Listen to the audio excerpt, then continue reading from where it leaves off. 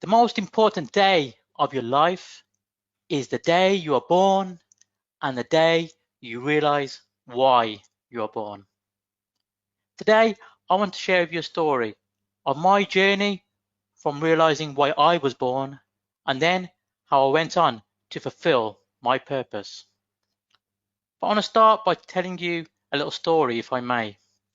And as I tell you that story, I want you to imagine that you're the child in the story. If it helps, close your eyes.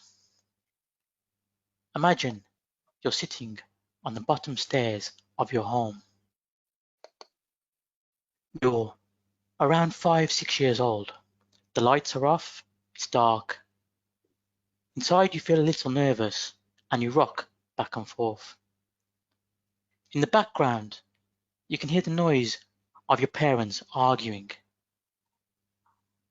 And the sound gets louder and louder and louder. And then all of a sudden, there is silence. The next thing you hear is a noise and screaming. You run into the living room, and there you see your father, drunk, beating up your mother.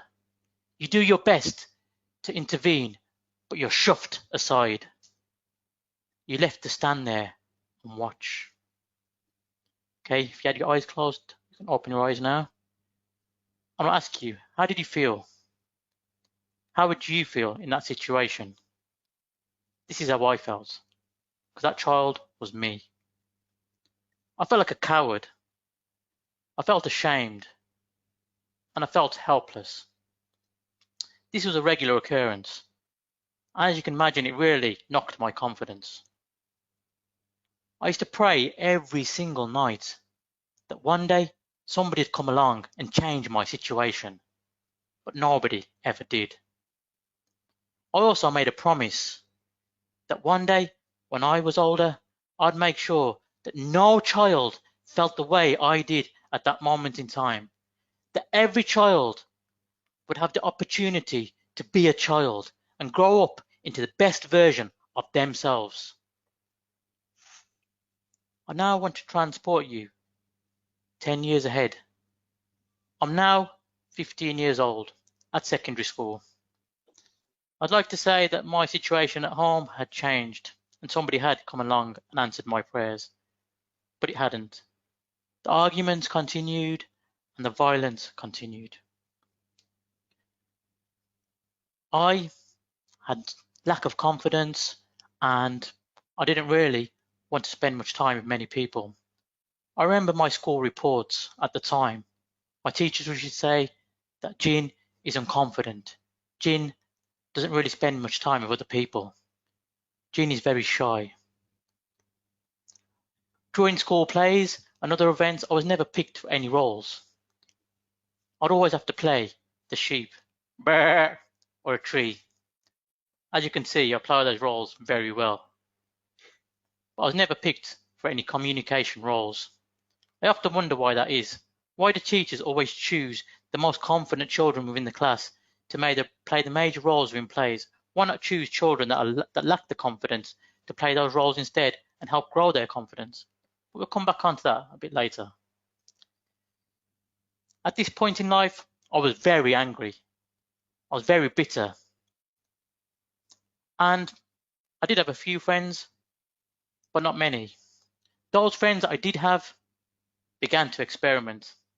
It was their teenage years, and many teenagers do. And the things I experimented with was alcohol. I hated alcohol. I blamed it for all my faults in life. I blamed it for my dad being an alcoholic, my dad beating my mother, and everything else. I saw alcohol as evil. And there was my best friends, the only friends I had, beginning to experiment with alcohol. I backed off and became very much on my own again. However, I remember this one incident at home one day where it was particularly bad. I stormed out the house and I met up with my friends and said, let's go to the off license. We went to the off license. I brought a bottle of alcohol and we walked down to the canal. To my friend's amazement, I got this bottle and drank it all down in one. My friends were so shocked and amazed at what I had just done. For me, all of a sudden, all the stresses and anxiety that I was feeling inside seemed to just disappear. For that moment in time, I felt kind of happy. My confidence started to increase. I was the joker in the group. I was making everybody laugh. All my friends found me so funny. I was the center of attention for the first time in my life. But that wasn't a good thing. That became a bad habit of mine. You see, every time I wanted to increase my confidence, I would drink. Every time I wanted to get rid of all the problems in my life and clear my mind, I would drink. And that continued into my adult life. And that's where I want to take you to now. I'll transport you again 20 years this time. I'm now 35 years old. I'm married, I have 2 beautiful children, and I'm working in a company where I started off stapling bills to now being the head of the strategy department, deciding on Empower's smart meter and smart home strategy. It's an amazing position, especially coming from somebody that had been stapling bills. But I remember my one-to-one with my manager at the time. She sat me down and she said, Jin, you've got great ideas, but you've got an inability to communicate those effectively. And because of that, you're going to get to this level and not get much further than where you are right now. I felt quite angry, as you can imagine, but not at my manager, at me, because it kind of confirmed what I was thinking anyway. I was ashamed of myself. I knew I had no confidence, and I knew the only time I did have confidence was when I drank. So naturally, I was just angry at myself. I felt that confidence and communication are part of my genetics, part of who I'll always be. I'm shy and an introvert, and because of that, there's certain opportunities that'll never open up for me. A couple of years after that, I was made redundant.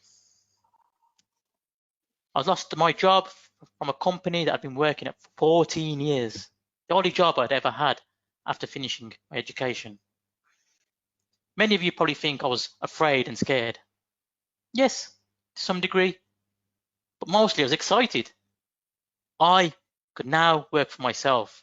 There was no limits. There's no positions that I had to apply for. I had control of my own life. Whether I had great communication skills or not, I could have full control of where I wanted to go. I always wanted to work in property because to me, I wanted to build amazing houses. Houses that would become homes for families because I never felt I had a home as a child myself. And I started to do that. And whilst doing that, I started to work on myself. I got introduced to self-development books that taught me how to work on my mindset. They even taught me how to forgive. And I forgave my father for the very first time. And more importantly, I even forgave myself for not being able to protect my family for all those years.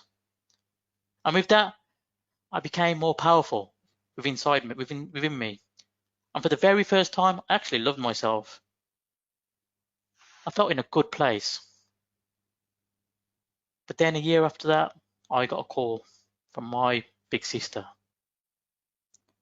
She told me she wasn't very well. So I went to visit her. She had something called mixed connective tissue disease, which basically means her own body was attacking itself. It's not life-threatening as such, but it really affects your life in a negative way and makes you tired and fatigued. Knowing that my sister knew this, I really wanted to ask her if she's afraid. Instead of saying yes, which I was expecting, she said no.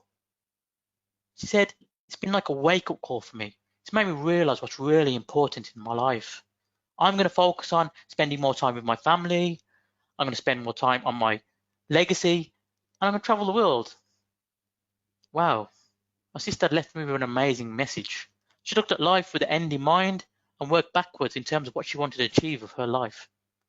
She looked at life with She looked at life with the end in mind. And that's what I want to do. Look at life through the lens of death. That's what I thought to myself. I'm going to look at life through my lens of death. And I walked away that day, feeling quite inspired with my sister's message. A couple of days later after that, I got a call from my brother-in-law this time. Jean, you need to get down to the hospital. Your sister's been rushed into the intensive care unit. I rushed to the hospital, and there was my sister lying in a hospital bed, hooked up to a ventilator, struggling to breathe. I just wanted to break down in tears. Instead, I walked around and I held her hand, and I said, everything's going to be okay. But the next day, she was put into a coma. And that was the beginning of a real nightmare. I stayed by my sister's side for the next 2 weeks. And over that time, I read many books to her.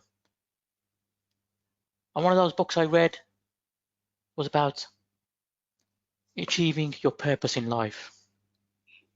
And it reminded me of a child myself, sitting on that steps, saying over and over to myself, one day I will help young children achieve all that they want in life and live a childhood that they deserve. And that was it. I realized I knew my purpose all along. I knew as a child what my purpose was. It was my pain and how I wanted to help help other children. I said to my sister, yes, this is what we'll do. This is what we'll do together when you wake up. But my sister did not wake up. A few days after that, she passed away. I'd like to say that I went on to fulfill my purpose after that day, but instead, I went backwards many years. I felt angry at the world. How could it be possible that my sister realized what she wanted to do with her life, was going to make all these changes, and then it just got all taken away from her in an instant? I was so angry. All the anger towards my father and everything else all came back in one. I just gave up on life. I was close to losing my family, my children. I was just in a dark hole, and I began to drink again. But then I remembered my sister's final message to me. Look at life through the lens of death. And I began to make a change in my life. That change was one, spread my sister's message to the world. Make her legacy live on. So I joined a podcast and tried to share my sister's message, but it went horribly. I stumbled, I mumbled, I froze, and I used many filler words like, you know, all the way through. I was so disappointed with myself. All those things that I thought about myself, about having lack of confidence and communication, all came back. How could I ever share my sister's message to the world? I have no communication skills. But then a friend of mine told me to join Toastmasters. And at that point, my life began to change. Yes, it wasn't easy. Right at the beginning, I stumbled and lost my way. I even shared my sister's message, and I wasn't able to connect with the audience at all. But a year on after joining Toastmasters, I joined the Toastmasters International competition for the whole of the UK and Ireland with my sister's speech, with over 10,000 members. I won at club level. I then won at area level. I then won at district level. And before I knew it, I was at the finals of the Toastmasters International competition. Just a year on after joining Toastmasters, sharing my sister's message, looking at life through the lens of death, to thousands of Toastmasters and their family and friends. And the finals was actually on my sister's birthday. It was a dream come true. That also led me to then begin to think about my promise that I made to my sister about fulfilling my purpose. How could I do that? How could I fulfill my purpose? And then it came to me. Over the last 5 years, there's a number of things that have changed in my life. I've gone from somebody with a negative mindset with no confidence, communication skills, to somebody with a positive mindset, great confidence, communication skills, and I've transformed as a person. I wish as a child I could have had all these skills, because how would my life be right now? I can't turn back time, but what can I do? So I invented a program for young children that brought all these skills together called Magical Mornings. So Magical Mornings is a 15-minute routine practiced in primary schools and secondary schools where children work on their mindset and the health of their body at the same time. They do things like stretches, thankfulness, aerobics, they relax their mind through meditation, and they write in a journal about their thoughts and feelings. And I've introduced this to 2 schools already with over 100 children, and I've also brought it online as well. I have now begun to fulfill my purpose in life. I have a vision that one day, at the age of 70 years old, when I'm rocking in my rocking chair with my grandchildren around me, they'll look up to me and say, Grandad, Grandad, tell me that story again. And I'll say, children, there was once a man who had a dream. He began to fulfill that purpose by creating a program for young children that worked on the health of their body and mind every single day, and also helped them develop their confidence and communication skills. Grandad, is that the program that you designed that we do at school every single day? Magical Mornings? Yes, that is the program that you do every single day. That is the vision, that one day all schools will do Magical Mornings every single day. And that dream wouldn't have been a reality. It wouldn't even been close. I wouldn't even believed in it if it wasn't for Toastmasters. Toastmasters has changed my life, and I'll always be thankful for the way it's done that. Toastmasters can change my life, and it can change yours too. Over to you, Maggie.